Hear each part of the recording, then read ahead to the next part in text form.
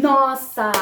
Na história do Sítio do Pica-Pau Amarelo sempre tem uma história também com quem? Saci Pererê. Claro, agora o Saci Pererê é um personagem do folclore brasileiro, onde toda criança sempre conhece essa história, não é mesmo? Sabe que ele fuma um cachimbo, que ele tem um pé só e ele vive sumindo. Ele aparece e desaparece quando quer, não é isso? E mais o que é que tem essa história? Vai contando aí, vai.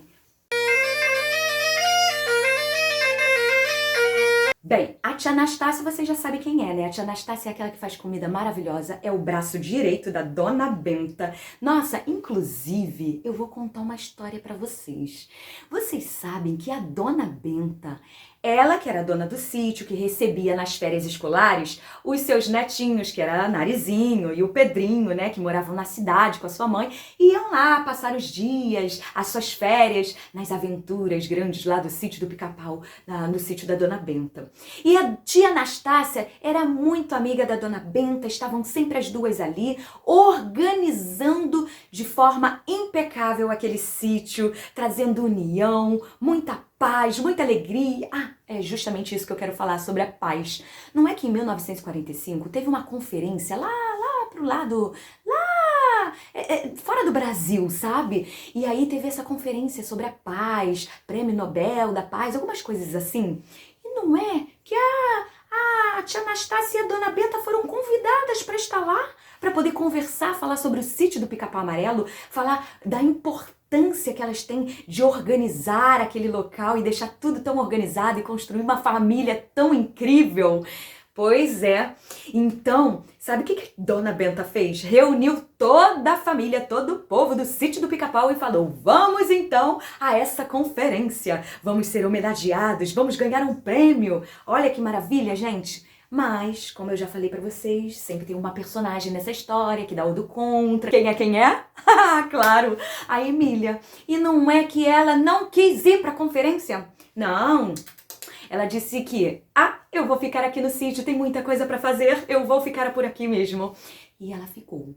E todos do sítio foram. Só que a Dona Benta não imaginava que a Emília ia aprontar no sítio do Pica-Pau Amarelo. Adivinha o que a Emília resolveu fazer? Gente, ela resolveu reformar tudo no sítio do Pica-Pau.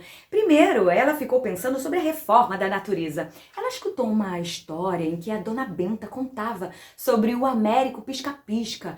O Américo que queria reformar tudo, sabe? Inclusive, ele quando estava vendo o pé de jabuticaba, ele achava assim, ele achava um desaforo, uma árvore tão grande com uns frutinhos tão pequenininhos dando nela pendurada, enquanto uma abóbora tinha assim folhas e um galinho tão rasteiro carregando aquela abóbora pesada. Então ele começava a questionar essa situação, essa relação da natureza, onde naquela árvore gigante da jabuticabeira tinha que estar a abóbora para sustentar aquele peso, enquanto aquela planta rasteira e tão leve, tão frágil, poderia ficar com as jabuticabas.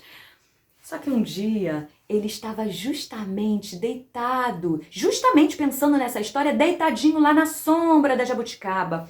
E ele pensando em toda essa situação, acabou, dormindo ali, cochilou. Só que nesse mesmo momento, caiu bem na ponta do seu nariz uma jabuticaba. Ele levantou desesperado, sacudiu e falou: nossa, mas o que é isso?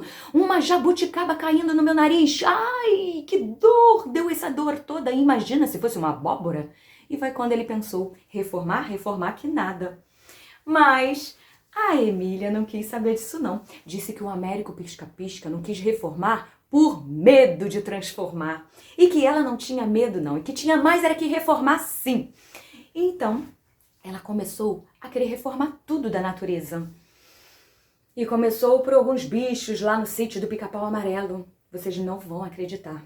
Olha só o que ela reformou. Gente, imagine o rabinho de uma vaquinha que fica pra lá e pra cá.